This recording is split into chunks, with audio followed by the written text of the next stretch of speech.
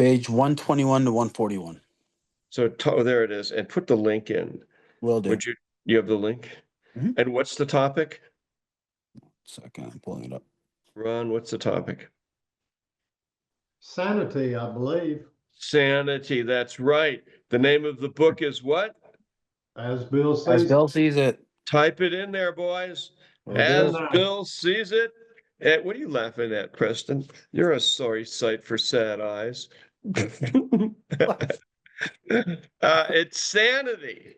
Well, we don't have problem sanity in AA. Second step, can really progress itself, restores to sanity. Put a link up to it. Come on, you guys. I'm not doing anything till we get It's that up. link up. It is up. It's up. Yeah. It's not there. What? Oh, there it is. Okay, I see. You've just put it now. Now it's up there. All right. So we're going to read page 121, 130, 141. Where's Jeff?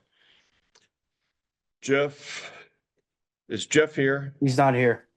Yes, he is. Jeff from Jeff from Miami, South Beach. Jeff, are you there today? Ask Jeff to unmute. Jeff. Oh, hey, Chaz, are you walking or can you read? It looks like you're walking. No, I can read. I can read. I'm home. No, you can't read yet, right? Jeff can't read. Jeff Yep. is probably on the phone. What? Sarah, can you read? Do you have your book there? I don't, that's the only book I don't have. What the hell's going on? What is with you? Okay, no. No. I've got my book. Look. Chaz is for the rest. Okay, What, Chaz. what page? Page What page? 121. Raise your hand, you bastards, to read. Put them up. See it? I have my hand up. Look at that. There it is. Okay. We're going to read about 121 insanity. coming. This is where everybody Oh gets my well right God. here. All right. Woo! What is her name? Chaz, the girl from Australia. The bus driver. Yes, that's right. 121. Here I go. All right. It's all right. We take a bit of a time down in Australia because we're so far away. Oh, here we go. Mm-hmm. Morning, everybody. This is Shaz. Grateful to be sober today.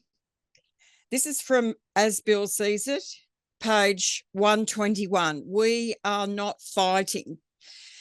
We have ceased fighting anything or anyone, even alcohol. For by this time, sanity has returned. We can now react safely and, I beg your pardon. We can now react sanely and normally. And we find that this has happened almost automatically. We see that this new attitude toward liquor is really a gift of God. That is the miracle of it. We are not fighting it, neither are we avoiding temptation. We have not even sworn off. Instead, the problem has been removed. It does not exist for us. We are neither cocky nor are we afraid.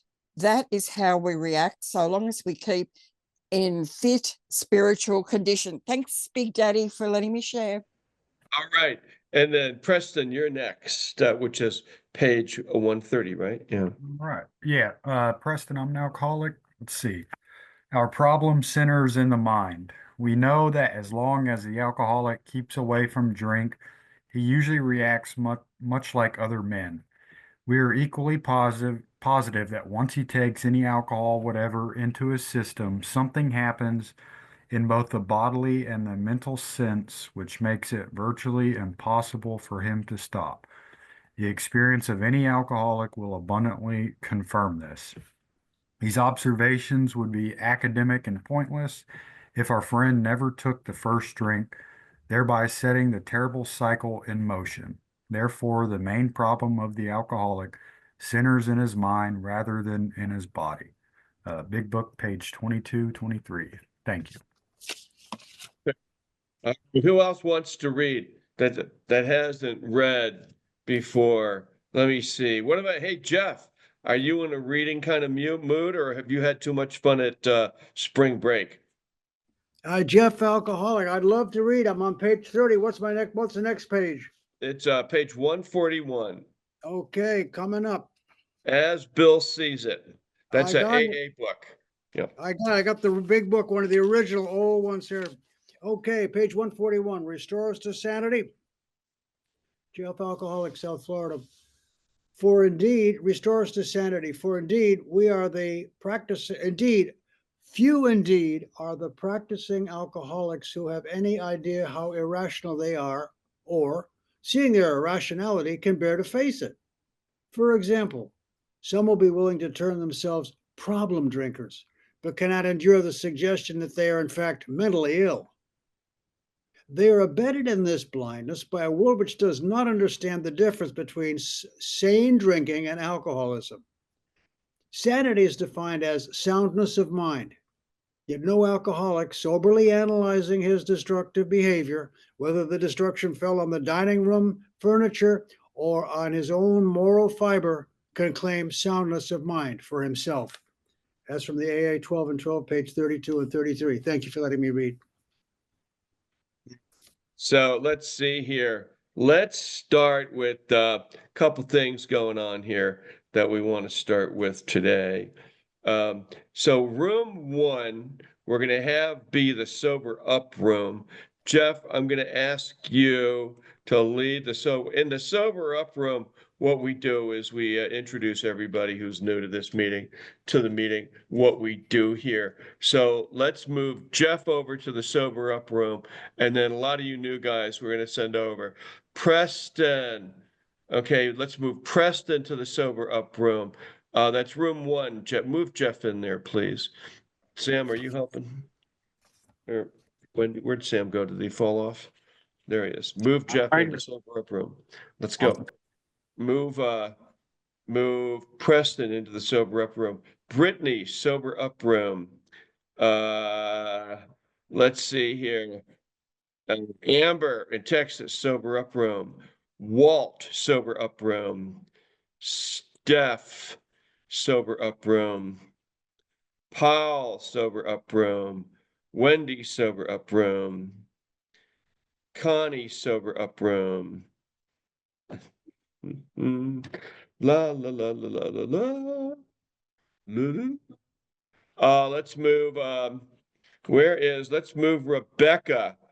I'll make her call. We're going to move Rebecca into the sober up room. Rebecca, you're going to help Jeff in the sober up room. And okay, and move Preston in there. Preston, sober up room. Stephen in Rio, sober up room. Adam in Long Island, sober up room. Wendy, sober up room. Amber, sober up room. Go on, you scallywags, get in there. The scallywags. What the hell's the matter with you? And there you go. Now the Wendy, sober up room. Get in there, Wendy. Go to room 1, sober up room. And then who else wants to go and help in the sober up room? I can go, Sarah. Are you helpful in there? I am. Okay, go ahead. Move Okay. Sarah into the sober up room. Da, da, da, da, da. There. Oh my God. This is too much fun. All right. Now there's just us. Then we have nothing to do. Okay, what we usually do is we play bingo. You want to get the cards out, Sam? No. Okay, apparently not today. Today we're going to do some work. We're going to go around the room and we're going to tell our stories in 5 minutes or less. I'm going to run a timer and Chaz is going to show you how to tell your story. Now, telling your story is like this. In the big book on page 58, it says what it was like, what happened, and what it's like now. What it was like when you were drinking, then what happened to you, and what it's like now that you've worked the steps. And Chaz is first. And Chaz, you've got 5 minutes. I'm running the timer. Thank you, Big Daddy. I'm Shaz, alcoholic. What it was like. Well, It was the loneliest, saddest place that I've ever been to as an alcoholic mum. My family suffered at my hands. I was violent. You could not guarantee my behavior. I drove drunk. I locked my little children out in the dark and was drinking champagne, and they were I was laughing and they were screaming, and it was just a nightmare. And I swore every day that I would not pick up a drink. And I'd say, oh God, I won't pick up a drink today I was so bargaining with God. But I was really angry with God as well, because I'm an only child. I didn't come from an alcoholic home. And when my dad died, I blame God. I used to get my champagne and go, you effing being, see, how dare you take my dad? Anyway, what happened right in the middle of that, what it was like, what happened. My husband said to me, you know what? He said, you're a filthy, stinking drunk. And when I come home, I'm taking the kids and I'm leaving you. And he slammed the door, and I fell down on the kitchen floor and I screamed out, God, if you're there, help me. I can't help myself anymore. And right at that moment, they were advertising St Edmund's Hospital on the radio. I didn't put the radio on. I'd had a bottle of scotch by 5 in the morning. I was legless. And this is what the message said on the radio. If you think you've got a drinking problem, ring St Edmund's. And my husband had wanted me to go there 2 years before to that detox, and I wouldn't go. So I was so legless, I crawled on my stomach to the laundry where the phone book was. I put my hand on the shelf. The phone book fell down, flew open. The whole of the laundry was filled with this silver dazzling light. It shone down onto the pages on the book, and there were no phone numbers or names in that book. On a double page spread in massive big black letters, it said St Edmund's and the phone number. And I rang that number and they said, what do you think the problem is? And I screamed. I said, I'm an alcoholic. I need help. And I went into that detox, and I haven't had a drink from that day, coming up nearly 31 years from that moment. And what it's like to do, well, I have to keep saying what happened, because I was knocked back by a lot of women when I asked them to sponsor me. So I decided to sponsor myself, which was, I don't recommend sponsoring yourself. It's not good. It has dire consequences. And it's like, all the road to hell is paved with good intentions. It was my good intention to fix myself. And I lost a job. I had a court case. I lost my daughter. I sent my husband to Al-Anon. He met another woman. They're still living together today. Her husband was a member of AA. And when he knew they were together, he hung himself. So what it was like was really difficult. And then God put in my path a beautiful woman that was as tough as nails on me, and she taught me how to live. Do you know, I was so broken, and like from alcohol, how it had damaged me spiritually, mentally, and physically. I couldn't even function as a human being. And I remember I used to cry and howl on the phone with her and say, oh, my house is a mess. I haven't eaten. My son hasn't eaten. And I'd say, I've got all this on. She'd say, okay, go and iron a shirt and ring me back. And I'd be ironing the shirt, howling. I'd ring her back and I'd be crying, saying, I've ironed the shirt. And she'd say, well, don't cry about it. Go and iron another shirt. Anyway, that's how it happened.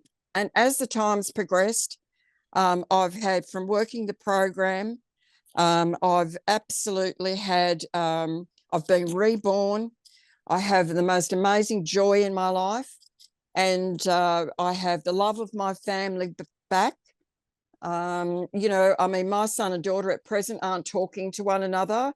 That's why I guess Bill Wilson wrote that section, The Family Afterwards, because if anyone said what's been the problem or the most difficult, it's been trying to be the pea in the middle in the pod of my dysfunctional, untreated alcoholism that runs in my family. But, you know, I've got two beautiful granddaughters. 20 seconds. My beautiful granddaughter have never seen me drink. And I'm a responsible woman today. And I'm going to end on this, and I'm going to say the last prayer that I pray every day, but one of the most important prayers that I prayed on the 25th of January was for God to put me somewhere where I could help and I could grow, and to being a woman that would be stoic and really have emotional sobriety. And guess where I came? AA Slippers Workshop 101. Alcoholics Anonymous. All right. There Thank it is. you. Good job. Hey, I'm Jann, alcoholic. So, my story is this. I grew up in a what you would ostensibly call a good family, but there was something askew when I was in my early teens. Um, there, it's not like there was drinking going on, but there was alcoholic behavior in my family, workaholism, rage going on, compulsive obsessiveness.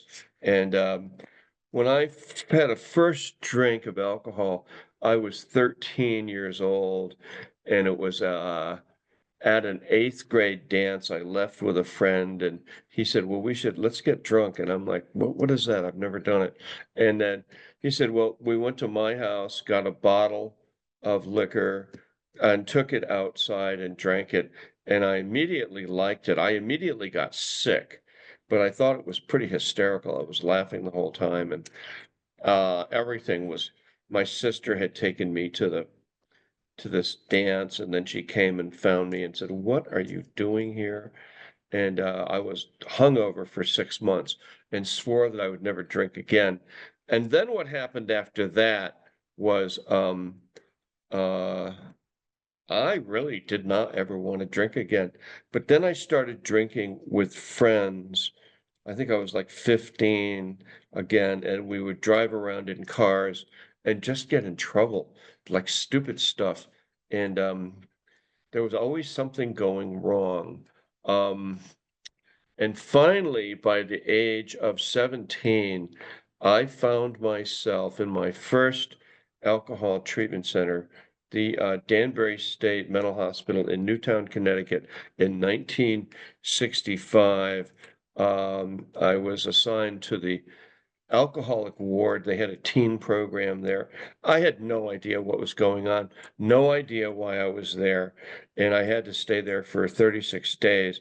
But it was pretty clear, excuse me, they uh, diagnosed me with acute alcoholism, because the problem was every time I drank, every time I drank, um, I would drink alcoholically, I would get in trouble. And that just went on and on and on. I could not control it. I tried to control it. I tried to have people teach me how to control drinking in my 20s. And um, I went to college, and all that was going on there was drinking. And for me, I met all the heavy hitter drinkers.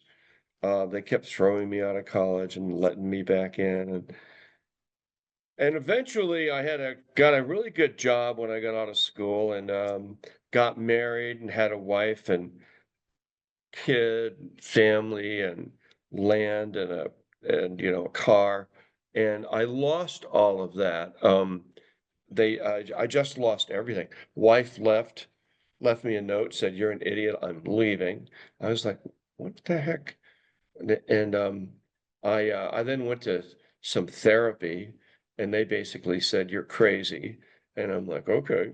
And and then uh, I moved overseas, had a job over there, newspaper job, lived there. I lived in a sober living. The problem was every night before the bars would close in the sober living facility I was in, I would leave at 10 o'clock and run around the corner to an Australian bar where they served Fosters, and I drank there. And when I came back, they said, "We think you have a serious problem with alcohol, because you do good all day long, and then at 10:30 at night, you go and close this bar." And I said, "Well, doesn't everybody?" And they're like, "No, nobody here is doing that." And I'm like, "Oh, well, but everybody I know drinks." So I came back to the United States, and the bars were open all the time, and I could not quit drinking to save my life. And I called Alcoholics Anonymous. Um, one night I had a vision. I should call AA, and I went to my first meeting in my first AA meeting was in 1975. It was 1965. I was in the treatment center, and I've been coming ever since. Um, and what I mean by that is I never stopped coming to AA. It took me 3 years to sober up. I have 47 years sober now, but I never quit coming. I just kept coming um, all the time because I knew one is my people were here. I had a sense of security and a sense of well-being and knowing, and that people didn't drink here and they weren't being crazy. And I wasn't being crazy when I came here for the most part. Um, and I learned how to do this 12-step process, working the 12 steps and all of that. And things really did work out. And here I am 47 years later, right? I got here in my 20s. And today for me, it's just a way of being. Come to an AA meeting for an hour a day, pretty darn easy to do, right? And get to see all you fine people, which is fun. Everybody here is sober. I don't really like hanging out with drinking alcoholics or using drug addicts and all of that. It's like, nah. And the other thing is, it might be too tempting for me to pick up again and start in with that. I don't want to do that anymore. I mean, when I was in my 20s in 1975 here in Boulder, Colorado, I was pretty much done. I was sick of it. And I had to learn a whole new way of living and a whole new life here. And I did. And so that's my story. So let's go to Ron. Clap, clap, clap, clap, clap. Thank you very much. I'm Ron. I'm an alcoholic. Thank you, Jan. You're welcome. Well, let me see what it was like. I am or have been a chronic slipper. I hope that's ended. Well, it's ended for today. Uh, my parents divorced at a young age. I was probably, well, it was pre-elementary school. My mother and her new husband moved to Michigan, and my dad stayed in Western Kentucky. I don't know if that had it, and I would spend all school year with my mother, and then during the summertime, I would uh, come to my dad's who lived on a farm, and I had horses and got to run wild. I was probably an attention deficit child, and it was just like the difference between daylight and dark coming up. And I had deep resentments. One, I felt like my father shouldn't have let me move so far away, and one, my mother was a strict authoritarian. I don't know if that had anything to do with my drinking or not. It had to do with the empty hole that was in me. I do believe that. I started drinking, experimenting with other substances when I was probably 13, 14. And really the first time I remember drinking, it was right down the road from my house. I probably uh, Well, I probably drank 3 or 4 beers. I probably poured half of that out and got violently sick on the other half that I didn't pour out. And most sane people would not go do that again the way that I felt. Had the dry heaves and whatever. But for whatever reason, I continued to do that. I drank alcoholically before I left high school. Uh, I got a DUI when I was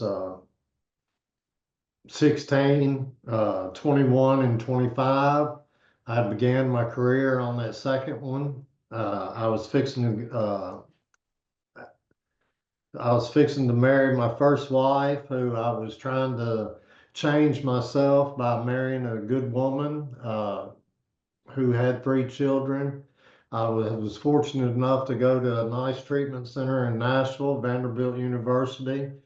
But I knew I had an alcohol problem, but I went to treatment and had marijuana drying in my drying in my home for when I got back.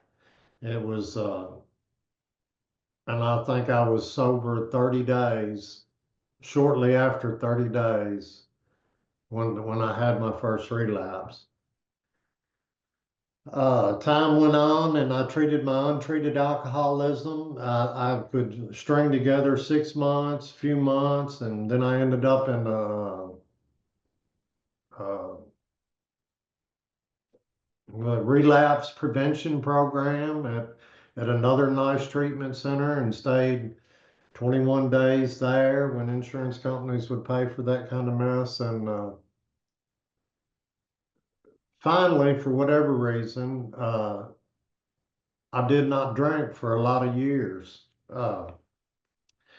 Off and on, though, I treated my untreated alcoholism because it was almost like when I went to AA, I would go and I would kind of get mine, I would get sober, I'd get straightened up, I would uh, try to work the steps. My last good period of sobriety, I did have almost 3 years. I was working with a sponsor. I would go meet with him weekly. We worked the steps. He would read the AA book to me and we would go over it. And soon after that, his life took a different turn. Uh, he said he wasn't going to sponsor me anymore. And I suspect that he was uh, heading for a relapse himself. He asked me to get another sponsor. I did, but I didn't continue to work with that gentleman. Time went on. I treated my untreated alcoholism with other substances. I didn't drink. During COVID, my grandson shot and killed himself. He's 14 years old. Me and my ex-wife was raising him. 2 years later, I got a divorce. I've been married 23 years. And for whatever reason, well, I know for what reason, that alcohol is a subtle foe. I thought I would take another drink again. And I began drinking and I was off and running. And then here we are 38, 40 years later after I get a DUI. I was at the end of my career. I've worked at the same place for 43 years. Okay, stop right there. So did anything, you're out of time, but did I'm anything, sorry. has anything good happened to you yet? Oh, absolutely. I found this meeting and I'm working the 12 steps and I was trying to stretch it there a little bit. But no, I knew the answer was in the steps. So that's why when I saw this meeting, slippers, and I knew what the first couple times I came to this meeting, it was about working the steps. And it's been a godsend. And God is working in my life. And I'm sober today, and that's a miracle in itself. You have 5 minutes, what it was like, what happened, and what it's like now. So I want all of you to realize that when we're talking, you want to time yourself and split it up to what it was like, what happened, and what it's like now. Most people, when they're telling their stories, never get to the recovery portion. That is dangerous. Joe, you're up. Where are you? Joe. Oh, there she is. You can come on. Hi, I'm Joe. I'm an alcoholic. Hi, Joe. I related a bit to Ron, I think, when I was a kid. I never drank. Not divorced parents, pressure from parents. That's what I got. Pressure from my mom, big time. I think I had my first alcoholic drink when I was 20, 21. I mean, it was an easy slide for me. I liked it.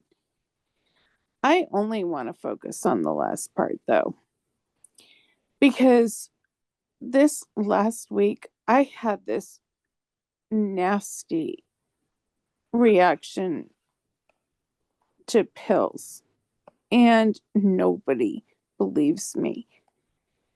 Nobody believes me that I'm sick from pills. I have never been this sick from alcohol in my life, but I get that nobody believes me. I completely understand it. How do you tell that many lies about alcohol to say, no, I'm sober?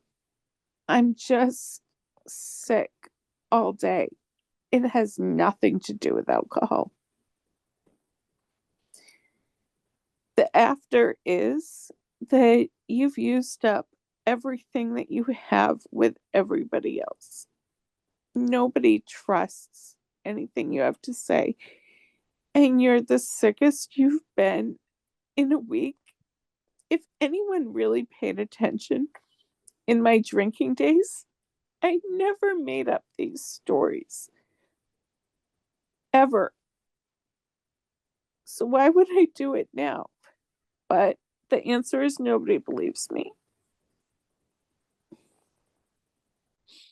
We And believe you. you have to live with it though, right? I mean, not you. I don't mean it like that. We believe you. I believe you. Chaz believes you. Ron believes you. 100%. We, Love we you. believe you. Chaz believes me. I know that. I know I her. love you so I much. believe you Love too, you. Joe. We believe you. Big Daddy, could I have your permission to share my number with Joe? Just send it to her. Thank you. Okay. Yeah. How do I do that? Oh, here. Oh, just now you can do it. Uh, Keep going, Joe. No, it's pretty much that. I called my mother today and she's like, are you drinking? I'm like, I haven't had anything in so long, but I've just cut. I am so sick from this stupid pill. But I've been sick. She knows I've been sick. She knows I've been addicted. She knows all about it. But I'm kind of sick of talking about it, if that makes sense. I With admit that, it. But even listen, when you admit it, I know. it With doesn't that, we're always make it better. Nobody trusts you. And tell then me you about would it. I have a sister, 50 years later, that absolutely doesn't trust me. And I'm like, so I just I just tell him to go to hell. I don't know what else to say. It's like, so stop right there, Joe. You're good. I'm gonna go to Sam. Let's see if you can do it. What it was like, what happened, and what it's like now that you're in AA working this program. Go. Got I'll it. run the Thank you, timer Jan. for you. Running the Hey timer. guys. Hey guys, Sam, grateful alcoholic again. So yeah, for my drinking journey, the first time I had alcohol, I was 14 years old. A friend of mine from high school, he invited us over to his grandmother. He was living with his grandmother to her basement.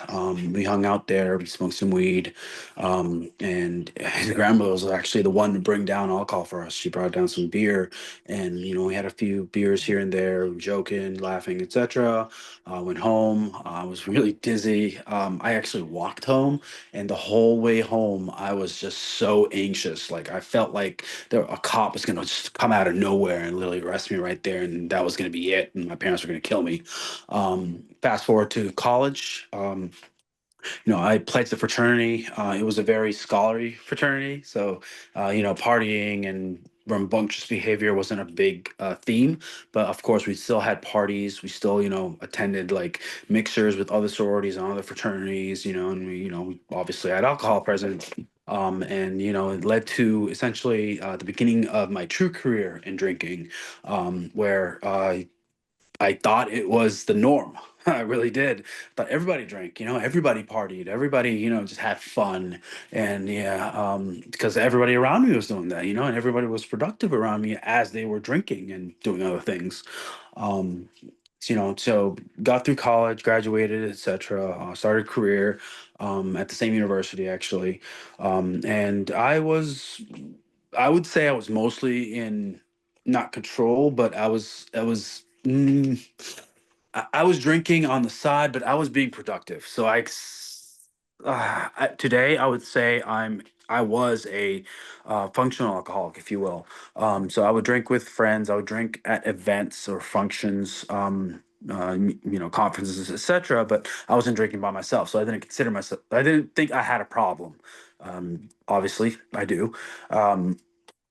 So then I joined the Marine Corps. I went to my local OSO, Officer Selection Office, for the Marine Corps.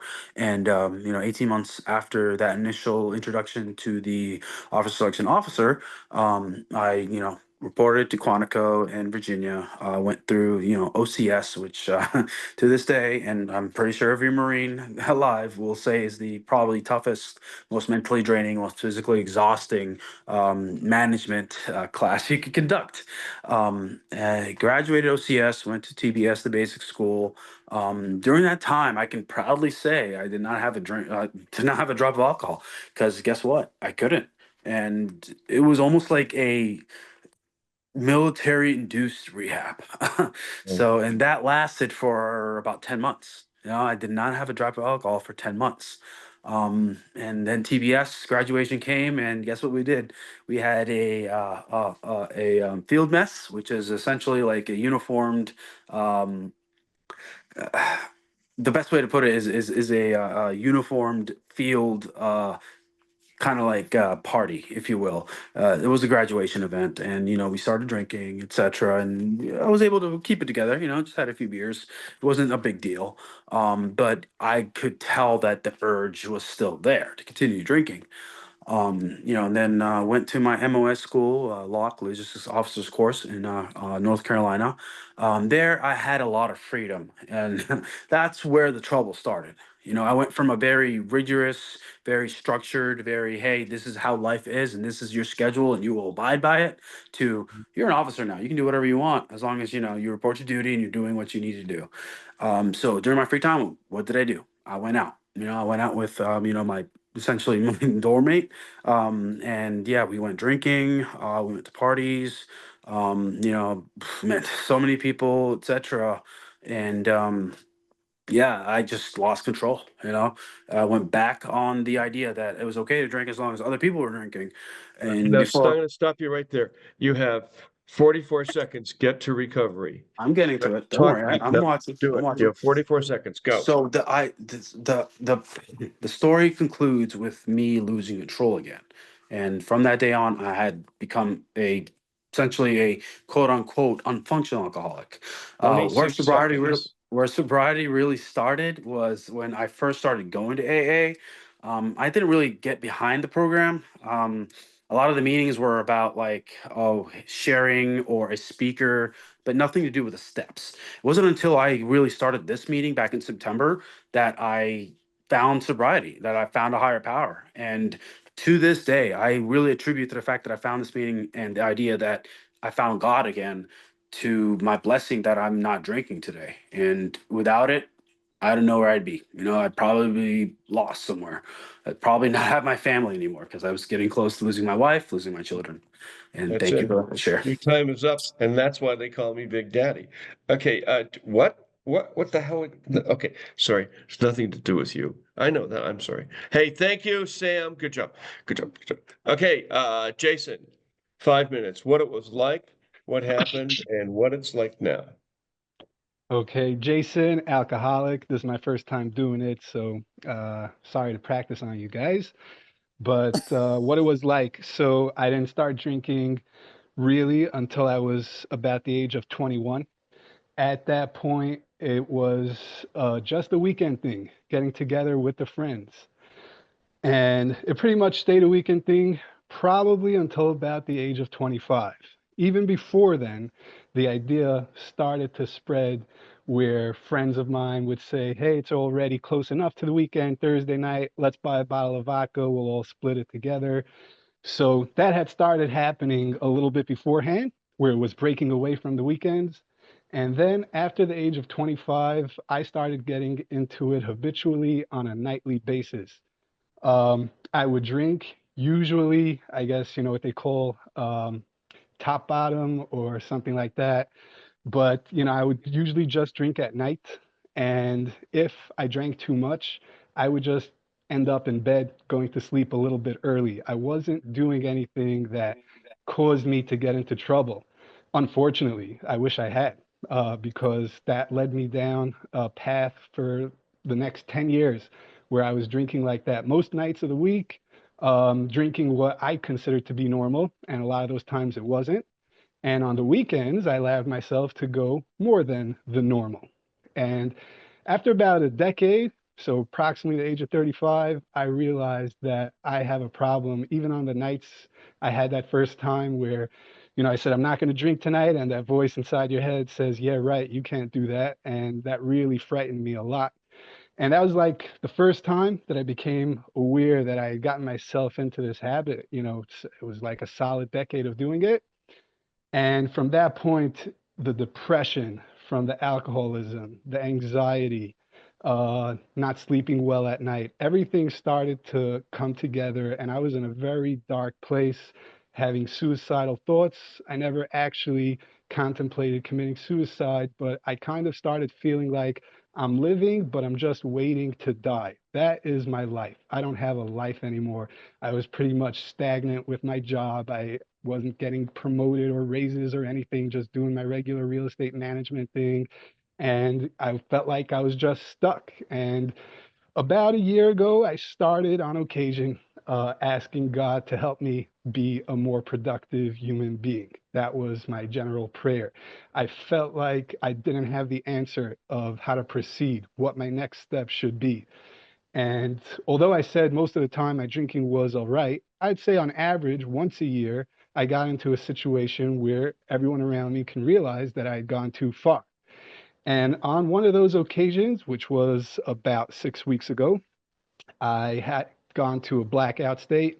I reached out to someone that I consider to be a mentor of mine, asking them for help. And they just told me that I need to take responsibility for my actions, and they didn't want to go anything past that. I was very disrespectful to them. I lost them as a mentor. At the end of that phone call, I was told never to reach out to them ever again. But after that phone call, I didn't remember the conversation at all. It slowly came back piece by piece over the course of the next couple of weeks. And when I took the time to think what it means to take responsibility for your actions, I did a search on Google for alcoholic help, and I found AA. It was the first time. I mean, I've heard about AA in the past, but I didn't know a thing about it. And I was fixing to start going to meetings. I found the option to attend them on Zoom. So I started looking around for meetings. And during my first week, I was probably doing like 5 meetings a day just to keep myself, anytime I had the urge, I was going to meetings. But at each meeting, I felt like I was just picking up a little bit of information. Not a lot, but enough to just give me inspiration to keep me going to the next day, to the next meeting, keep it going. And about a week into AA, I'm now 22 days in. So approximately 1 week in, I remember it was my first Sunday of sobriety, and I found this meeting. And just from the description, itself, that's what roped me right in. And I've been here since then. I'm now up to step 4. And although it's only been 22 days, I Yeah. already see a big improvement in my overall emotional well-being. Now, the liquor was just the surface. I know I have a lot of self-improvement and I have to work on myself through the steps, but I'm happy to say that I'm already seeing results enough to push me to be, very committed to this. I even had a dream the other day. I was drinking in my dream. I knew it's wrong. And I woke up and I said, I'm never going back to the bottle. So I'm happy to be here. Thank you. Yay, good job. That was the best share yet. The newest guy in the room, best share, because he told what it was like, what happened, and what happened to talking about working the steps in the program. You guys have to learn how to give a 5-minute AA pitch where you divide it a third on what it was like, what happened, and then maybe half on your recovery. Ryan. Here you go, Ryan, you're up. What it was like, what happened, and and hang on here for a second. You guys can, here come your pictures. I turned pictures off because I didn't know if we had Zoom bombers in here or not. And you can start your video. Okay, Ryan, you're up, man. All right, Ryan, alcoholic. This is my first time doing this as well. Okay. So what it was like, the first time I drank was my sophomore year in high school, with just three buddies. We had vodka, and I knew I fell in love with that feeling that very first time. But in high school, I was two-sport athlete, played baseball and football, and there was a structure there. So drinking didn't really become a huge part of my life until went to college. And like Sam, joined a fraternity, also joined the military. And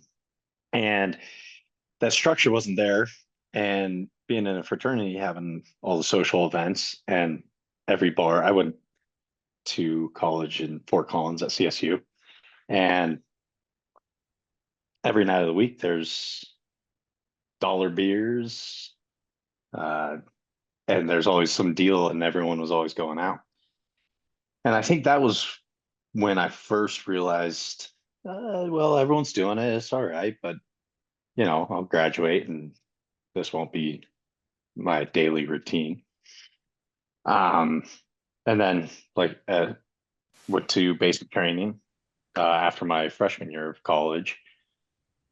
Uh, couldn't drink there, obviously, and that wasn't an issue. But then came back for my sophomore year, continued the same lifestyle, going out, going to socials, formals, all that stuff.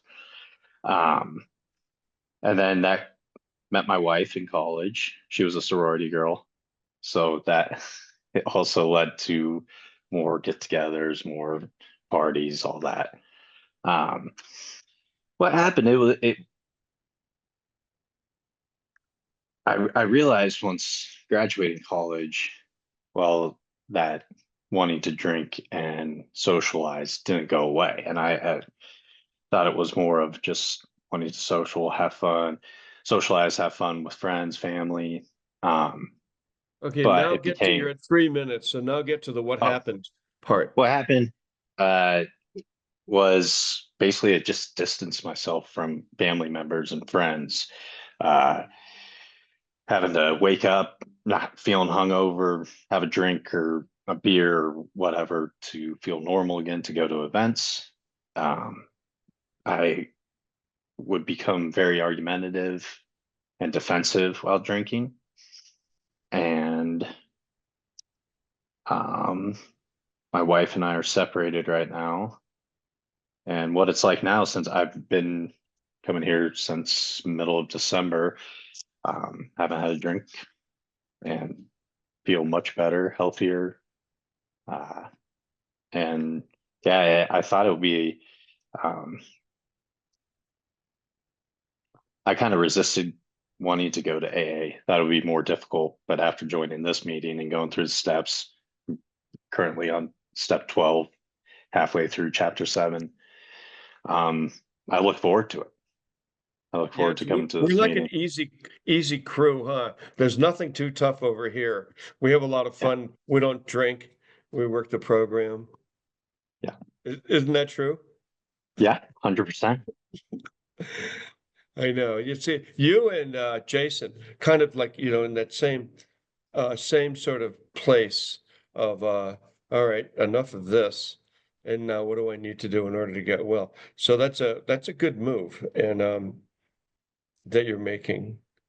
And we're out of time. But so for those of you who just joined us here, everybody told their story, the 5 minute version, what it was like, what happened, what it's like now. And so what we're going to try to train everybody to do is how to give a 5 minute AA pitch. So if you ever go to a meeting and they ask you to tell your story, you tell the story. A lot of people, when they're not used to doing it, they get hung up in the very first part, what it was like and the nightmare. They never get to the consequences, and they definitely never get to the steps and how AA changed our life. We did have that speaker yesterday, and that guy was right on. He gave a kind of a classic AA pitch, and then that'll be up on the YouTube channel in a couple of days, and you'll be able to listen to it. So good job, Brian. Way to go. You've come pretty much a miracle, actually. Think of all the people that have been coming since you started coming in mid-December. Because like, what happened to all those hundreds of people that blew? I mean, there's so many people that blow through here. We don't even realize that there are hundreds of them. But if you've been coming, say, for 9 weeks, there's 900 people that showed up here one time or two or three. And then where do they go? They go back to the bar. That's where they go. All right. So if you would like to, hey, Jeff, can I get you to read the promises? The AA promises in the big book, and you have to unmute. Thanks everybody for sharing your story, and welcome back all of you who are in the sober up room. Thank you for the opportunity, Jann. Yes, Jeff, Alcoholic, South Florida, the promises of AA found on the bottom of, starting on the bottom of page 83, the big book of Alcoholics Anonymous. If we are painstaking about this phase of our development, we will be amazed before we are halfway through. We're going to know a new freedom and a new happiness. We will not regret the past nor wish to shut the door on it. We will comprehend the word serenity and we will know peace. No matter how far down the scale we have gone, we will see how our experience can benefit others. That feeling of uselessness and self-pity will disappear. We will lose interest in selfish things and gain interest in our fellows. Self-seeking will slip away. Our whole attitude and outlook upon life will change. Fear of people and of economic insecurity will leave us. We will intuitively know how to handle situations which used to baffle us. We will suddenly realize that God is doing for us what we could not do for ourselves. Are these extravagant promises? We think not. They are being fulfilled among us, sometimes quickly, sometimes slowly. They will always materialize if we work for them. Thank you. Here comes the serenity prayer. God, grant me the serenity to accept the things I cannot change, courage to change the things I can, and the wisdom to know the difference. So this meeting is officially over. And let's see here. If anybody, especially new people, have any questions or about AA or about this meeting. So, hey, Sarah, how did it go in the sober up room? I think it went really well. Yes. We had Rebecca and Jeff, and all three of us gave kind of our spin and what happened with step one. Were you able to help people? Yeah, I feel like we did. No, you. Yes, I feel like Yeah. I did. Yeah, you were able to contribute and I carry the told them message. about the 5 days and doing the work, and that I've been here 69 days and I'm 69 days sober. So That's what I was looking for. You doing the 12 step. You're the most important person in the room. You know why? Because you're learning how to do the 12 step. And yes, you're learning how to carry the message of recovery to other new people. Also, you're young. You only have 70 days sober. You are more credible than, say, Jeff or Rebecca. People can identify with you more. You know why? Yeah. Because you have a hoodie on. Oh, there goes my dog. Okay, good. All right. Stephen and Rio, how'd it go over there? Was it helpful? That would be, I can speak. yeah. So was it helpful or not?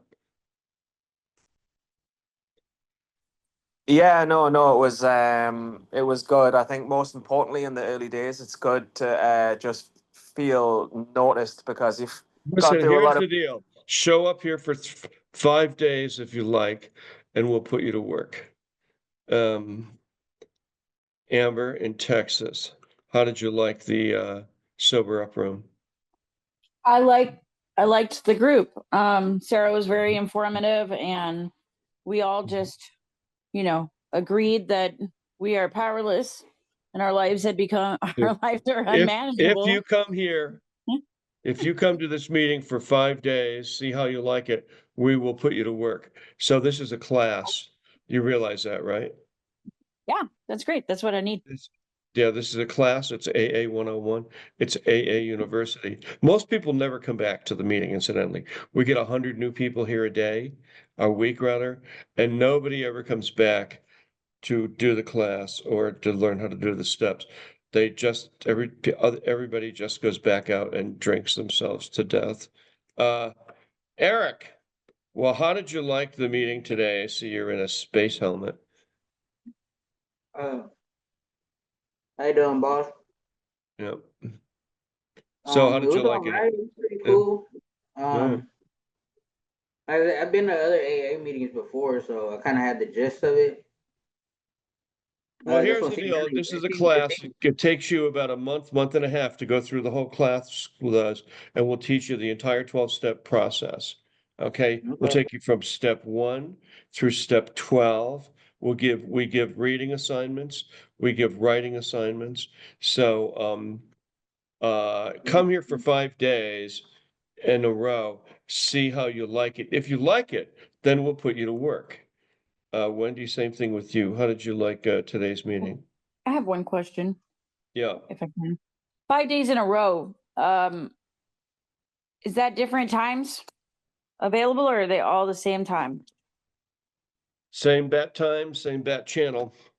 I think I can do Today, 5 days in a row why? this What week. are But you working? my weeks, yeah, I have the next 5 days at 5 o'clock. I'll be off, but I didn't know if what I would do beyond 5 days because I'll be at Well, work then at keep coming. 5. You come. We'll take you through the class. So, do you understand this is a class? Yeah, but we can come at noon, right? That's part of it. No, no. What are you talking about? We Oh, meet I thought every you said. day. We meet every day at the same time. Okay, you're in Texas, so Yeah. what? It's like 5 o'clock in Texas.